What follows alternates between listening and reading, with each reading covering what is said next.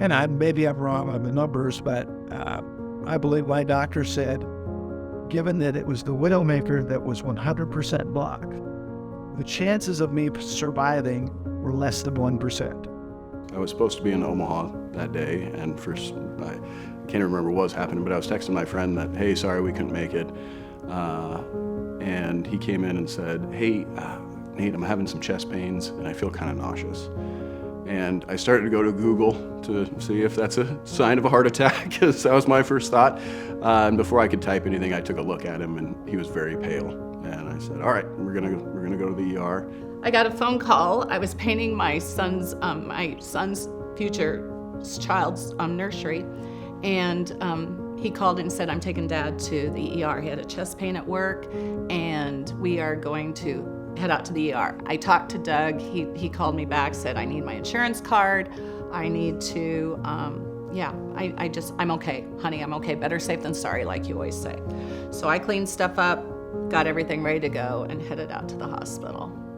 Driving the speed limit, stopped at stoplights, everything, and then we get over by Skyview, and he looks at me and goes, it's bad.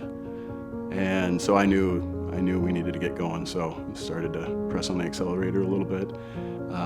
We pulled up to the gate and I said, hey, I'm gonna run in and grab somebody, and about that time he slumped over. And so I pushed his head back. He was still kind of breathing. I ran past two who I think were off-duty nurses or nurses getting off their shift. And I said, can you help my dad? And then I ran straight into the ER and started yelling for a crash cart. On the second time back out, I thought I was gonna have to start CPR.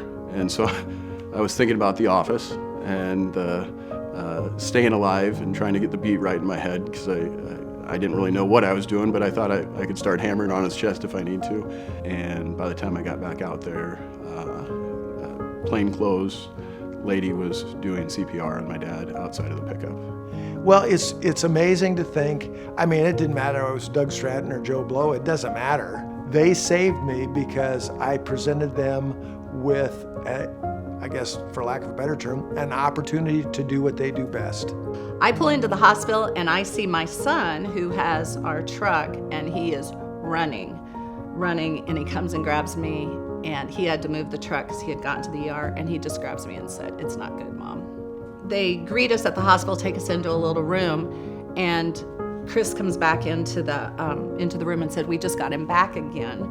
And I kind of looked at Nate and said, what do you mean back again? And he said, I'll tell you later, Mom. And I said, okay, good, that's good. She goes, yep, we're gonna we've got him back again. And she left the room, and maybe 7 minutes later, she comes back in and says, we just got him back again. So that was 3 times. And then there was the last time she goes, she walked in and we just kept getting very comfortable with her saying, we just got him back again. And he wasn't back yet. She goes, we're gonna try again. We're gonna try again.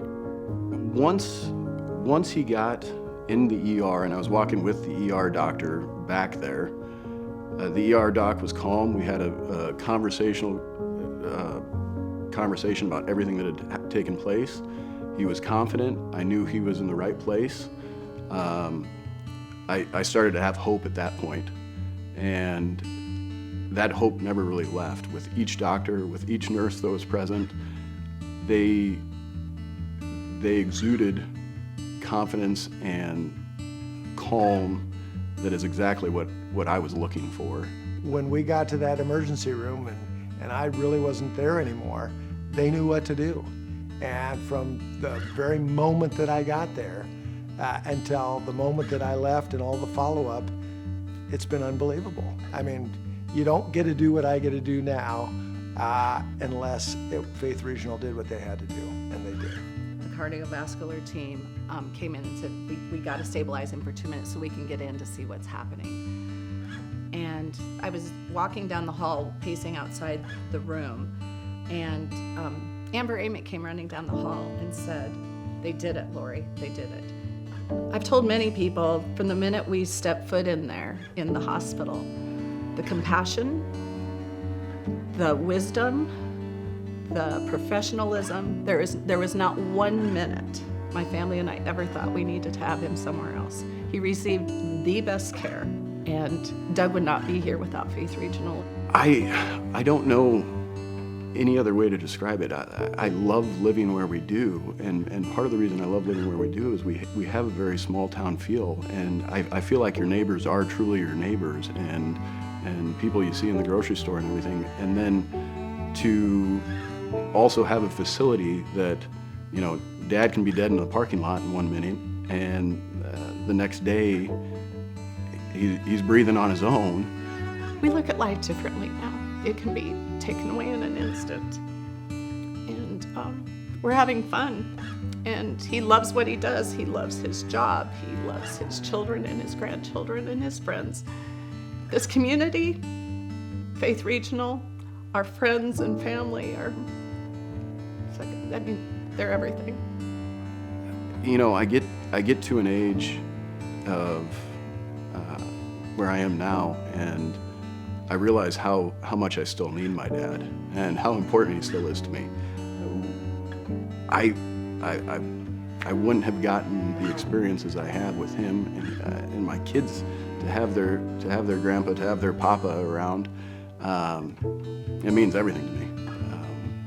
My dad was so important to me, and I know he's going to be incredibly important to my kids growing up. And the only reason he is here, I truly believe, is because of Faith Regional and the people that work for Faith Regional. When you see a grandchild and you realize how close it was to never seeing them again, and the joy that they bring to your life, and hopefully the joy that you can bring to their life, if that would have been gone, everything's different. Everything's different. And to be able to be here now, there's nothing but thanks and praise for the hospital and the staff. That's all there is to it.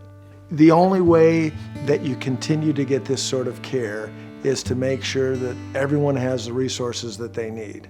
And that means, bottom line is, it needs money. Everybody needs money. But the bottom line is that as a community, we have the resources available to us to support that facility, and that's what we need to do.